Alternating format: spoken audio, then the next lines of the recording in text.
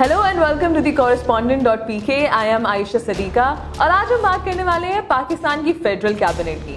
Not just Pakistan की federal cabinet की, बल्कि किस तरह से पाकिस्तान के अंदर एक जेंडर गैप जो था उसको फिल किया जा रहा है और पाकिस्तान की जो फेडरल कैबिनेट है उसके अंदर इस दफ़ा काफ़ी ज़्यादा इम्पॉर्टेंट ओहदे जो हैं वो ख़वातीन को दिए गए हैं।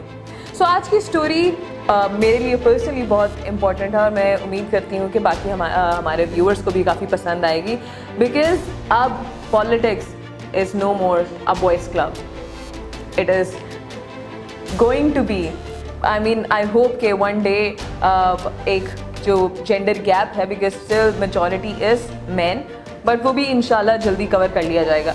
सो मंगल को ओथ टेकिंग सेरेमनी हुई और 37 मेंबर्स पर मुश्तमिल फेडरल कैबिनेट बनाई गई। इस फेडरल कैबिनेट में सबसे इम्पॉर्टेंट ये कि 5 ओहदे दिए गए ख़वातीन को, और वो भी कोई आम ओहदे नहीं, बड़े इंपॉर्टेंट ओहदे जिनके बारे में हम बात करेंगे। सो ये बहुत रिफ्रेशिंग चेंज आया है हमारी पिछली कैबिनेट से।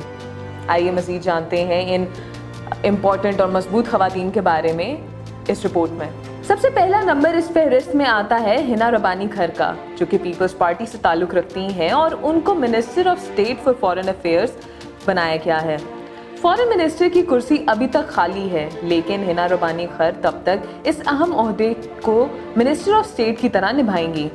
2011 में हिना रबानी खर फॉरेन मिनिस्टर रह चुकी हैं, becoming the youngest and the first woman to hold the post। अपने पिछले टेन्योर में हिना रबानी खर ने एक इनोवेटिव फॉरेन पॉलिसी अपनाई, जिसने पाकिस्तान के रिलेशन ना सिर्फ वेस्ट के साथ इम्प्रूव किए, बल्कि इंडिया और अफगानिस्तान के साथ भी काफ़ी हद तक रिलेशंस बेहतर हुए। She has a long history of politics. Let's see how she will do this time. Next is Sherry Rehman, जिनको क्लाइमेट चेंज मिनिस्ट्री दी गई है। इस ओहदे से बेशक क्लाइमेट चेंज मिनिस्ट्री को एक नई डायरेक्शन मिलेगी। शेरवी रहमान की एक एक्सीलेंट रेपुटेशन है और उनकी services as Pakistan envoy to the US and also information minister is remarkable. Many are saying कि जरताज गुल से शेरवी रहमान का सफर एक बहुत ही पॉजिटिव चेंज है। शेरवी रहमान की कामयाबियों की फहरिस्त बहुत लंबी है। She is also an award-winning journalist with 20 years of experience. Dubbed as Democracy Hero in 2009, शेरवी Rahman is the architect of multiple bills for women empowerment.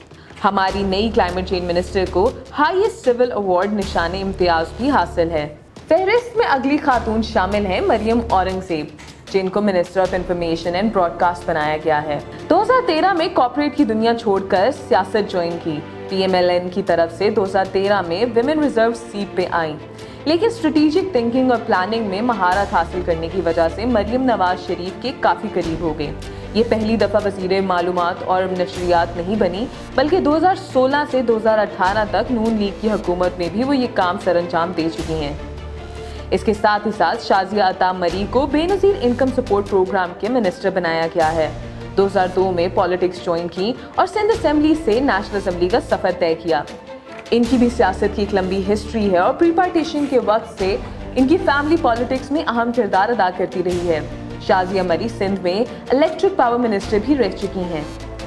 और इस फेडरल कैबिनेट में last but not the least जो female minister शामिल हुई हैं वो है Ayesha Ghaus Pasha. She is a politician and economist, जिनको फाइनेंस मिनिस्टर बनाया गया है। 2018 से ये नेशनल असेंबली का हिस्सा हैं। इससे पहले 2013 से 2018 तक आयशा पाशा पंजाब प्रोविंशियल असेंबली का हिस्सा रह चुकी हैं। She is also the wife of economist Hafeez Pasha. Provincial government में रहते हुए she was a policy adviser to Shahbaz Sharif himself. She is an educated lady who can prove to be an asset for the government. एक male dominant society और government infrastructure में ख़वातीन का बढ़ चढ़ के पॉलिटिक्स में हिस्सा लेना एक बहुत ही मुस्बत एग्जाम्पल सेट कर रहा है। हमें उम्मीद है कि आने वाली जनरेशन्स के लिए ये एक नया रास्ता हमवार करेगी और यंग फीमेल के लिए एक इंस्पिरेशन का सबब बनेंगी।